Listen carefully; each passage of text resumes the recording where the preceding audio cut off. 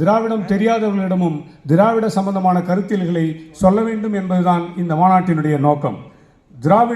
Dravidian ideologies, சமூக நீதி, சுயமரியாதை, காரணவாதம், தமிழர் அடையாளம் காத்தல், மொழி உரிமையை பாதுகாத்தல், குடிமக்களினுடைய நலனுக்காக கல்வி, சுகாதாரம், வேலைவாய்ப்பு, பாதுகாப்பு ஆகிய தேவைகளை அரசு பொறுப்பேற்று வழங்குவது, இந்த 5 அடிப்படை விஷயங்களை ஒட்டிதான் திராவிட கருத்தியல் இயக்கமானது செயல்படுகிறது.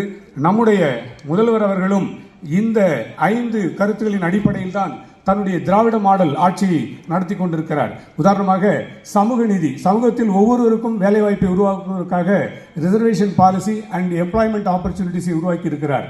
சுயமரியாதை, உங்களை மதிப்பீடு செய்து கௌரவத்தோடு வாழ்தல். மத்திய அரசாங்கமானது நாங்கள் சொல்கின்ற NEP 2020 நீங்கள் ஏற்றுக்கொண்டால் தான் 2000 கோடியை தருவோம் என்றார்கள். நீங்கள் 2000 கோடி என்ன 10,000 கோடி தந்தால் கூட உங்களுடைய NEP 2020 ஏற்றுக்கொள்ள மாட்டோம் என்று கௌரவமாக நடந்து கொண்டார்.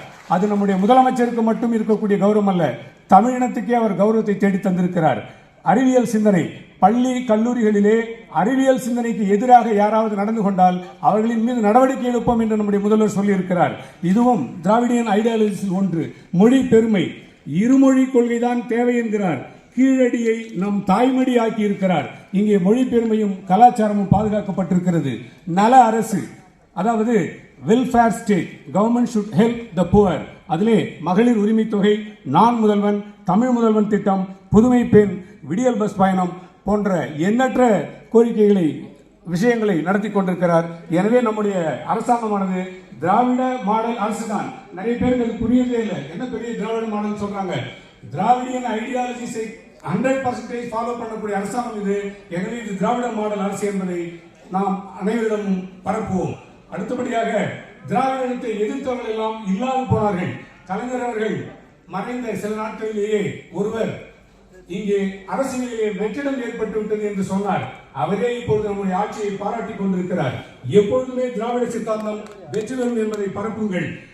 தன்னையை போல தனையனும் இடஒதுக்கீடு தரணும் தருவார்னு எதிர்பார்க்கிறேன் அப்படின்னு 2 ஆட்சியாளர்களுக்கும் மணிமகுடம் சூட்டுகின்ற நிலை இப்பொழுது தமிழகத்திலே நிலவுகிறது. யார் என்று உங்களுக்கு தெரியும். இதுதான் திராவிட. தந்தை பெரியார் அவர்கள் பகுத்தறிவு என்கின்ற ஒற்றை வார்த்தையை கொண்டு சமூக விழிப்புணர்வு ஏற்படுத்தினார். ஆனால் பெரியாருக்கு அரசியல் அதிகாரத்தின் மீது ஒரு ஆர்வம் இல்லை, நாட்டம் இல்லை, விரும்பவில்லை. ஆனால் பகுத்தறிவினுடைய விளைச்சல்களை, yield of rational thinking, அரசியல் அதிகாரம் மட்டுமே செய்யும் என்று உணர்ந்த அண்ணா அவர்களும் கலைஞர் அவர்களும் அரசியல் அதிகாரம் பெற்று பெண்களுக்கு சொத்திலே சமபங்கு, அனைவரும் அர்ச்சகராகலாம், 69% இடஒதுக்கீடு என்ற சட்ட புரட்சிகளை செய்தார். இதுதான் திராவிடத்தினுடைய சாதனைகள். இதை நாம் பரப்புவோம். எண்ணற்ற நலத்திட்டங்களை, அரசியல் அதிகாரம் முக்கியமானது என்பதை மாணவ சமுதாயத்திலேயே பரப்புவோம். ஒருவேளை பெரியாரை போல அண்ணாவும் கலைஞரும் அரசியல் அதிகாரம் வேண்டாம் என ஒதுங்கியிருந்தால் இன்றைய சூழல் எப்படி இருந்திருக்கும் என்று எண்ணி பாருங்கள். முக்கியமான ஒரு விஷயம், இந்தியாவில் உள்ள மாநில யூனியன் பிரதேசங்களிலே 36 முதலமைச்சர்கள் இருக்கிறார்கள். அதிலே மனசாட்சிப்படி பதவியேற்றவர்கள் 2 பேர் தான். இந்த நேம் ஆஃப் கன்சைன்ஸ் நம்முடைய முதல்வரும் பினராயி விஜயன் அவர்கள் தான். மனசாட்சிப்படி பதவியேற்ற 2 மட்டும்தான் நல்லாட்சி கண்டு கொண்டிருக்கிறார்கள். இப்பொழுது நீங்கள் எண்ணி பாருங்கள், இந்த நேம் ஆஃப் காட் முக்கியமா, இந்த நேம் ஆஃப் கன்சைன்ஸ் முக்கியமா என்று பாருங்கள். வியாபாரம் செய்ய வந்த கிழக்கிந்திய கம்பெனிக்காரன் அவனை வெளியே அனுப்ப 347 ஆண்டுகள் தேவைப்பட்டிருக்கிறது. 1600 வந்தான், 1947 வெளியேறினான். ஒரு வியாபாரம் செய்ய வந்தவனையே வெளியேற்ற 347 ஆண்டுகள் தேவைப்படுகின்ற பொழுது நாம் திராவிட சித்தாந்தத்தை இழந்துவிட்டால், தொலைத்துவிட்டால் அதை மீட்டெடுக்க எத்தனை ஆண்டு காலம் ஆகும் என்பதை யோசித்து பார்த்து மாணவர்களிடையே பரப்புங்கள். 3ஆம் 5வது வகுப்புகளிலே தேர்வை வைத்து தேர்ச்சி பெறாத ஒரு பட்டியலை தயாரித்து குலத்தொழில் செய்ய சொல்லுங்கள் என்று சொல்கிறது NEP 2020. ஆனால் நம்முடைய ஸ்டேட் கவர்மெண்டோட எஜுகேஷன் பாலிசி SCP ஆனது digital literacy, green schools, climate change, climate education, AI, robotics என்று காலத்திற்கு ஏற்ப மாற்றத்தை செய்து தமிழக அரசால் வழங்கப்பட்டுள்ளது. SCP 2025 வரவேற்போம். இதில் அடங்கி இருக்கிறது சமூக நீதியும் காரணவாதமும். இது நிறைய விஷயங்களுக்கு நாம் மறுபடியும் பரப்புவோம். நன்றி. தமிழகத்தில் திராவிட இயக்க வரலாறு எனும் பாடப்பகுதியை மீண்டும் கல்லூரிகளில் இளங்கலை, முதுகலை பாடப்பிரிவில் கொண்டு வர வேண்டும் என வலியுறுத்துகிறது. கௌரவ விரிவுரையாளர்களுக்கு குறைந்தபட்சம் ரூபாய் 10,000 சம்பள உயர்வை வழங்க வேண்டும் என இந்த மாநாடு வலியுறுத்துகிறது. பெற்றோர் கழக ஆசிரியர்கள் அல்லது விரிவுரையாளர்கள் கௌரவ விரிவுரையாளர்கள் பணியிட வாய்ப்பில் அவர்களுக்கு முன்னுரிமை வழங்க வேண்டும் என இந்த மாநாடு வலியுறுத்துகிறது. தனியார் கல்லூரிகளில் பணிபுரியும் 15 லட்சம் ஆசிரியர்களுக்கு நலவாரியம் அமைக்க வேண்டும் என இந்த மாநாடு வலியுறுத்துகிறது. கௌரவ விரிவுரையாளர்கள் பணியில் இருக்கும்போது உயிரிழப்பு ஏற்பட்டால் அவர்களுக்கு குடும்ப நல நிதி குறைந்தபட்சம் 3 லட்சமாவது வழங்க வேண்டும் என இந்த மாநாடு வலியுறுத்துகிறது. 10 ஆண்டுகளாக அரசு கல்லூரிகளில் நிரந்தர பேராசிரியர்கள் பணியமர்த்தப்படாமல் உள்ளனர். பல முறை அறிவிப்பு செய்த பின்னரும் 4000 பணியிடங்கள் நிரப்பப்படாமலே உள்ளது. அவைகளை உடனடியாக நிரப்ப இந்த மாநாடு வலியுறுத்துகிறது. இடைநிலை ஆசிரியர்களுக்கு சம வேலைக்கு சம ஊதியம் வழங்க இம்மாநாடு வலியுறுத்துகிறது. 2000 ஓய்வு பெற்ற தொடக்கப்பள்ளி தலைமை ஆசிரியர்களுடைய பணப்பலன் பெறுவதை தடுக்கும் வகையில் உள்ள நிதித்துறையின் விதிகளை மாற்றியமைக்க இந்த மாநாடு வலியுறுத்துகிறது. 8வது ஊதிய குழுவை சரியான காலத்தில் அமைக்க, பலன்களை வழங்க நடுவண் அரசுக்கு முறையான அழுத்தத்தை வழங்கிட மாநில அரசை இம்மாநாடு வலியுறுத்துகிறது. பதவி உயர்வுக்கு டெட்டை அடிப்படையாக கொள்வதை தவிர்க்க இந்த மாநாடு வலியுறுத்துகிறது.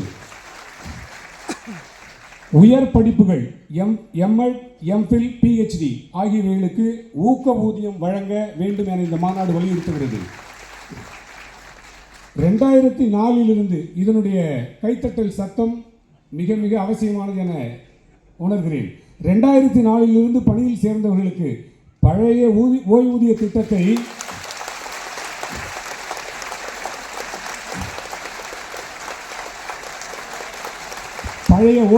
திட்டத்தை நான் கம்ப்ளீட் பண்ணிடுறேன்.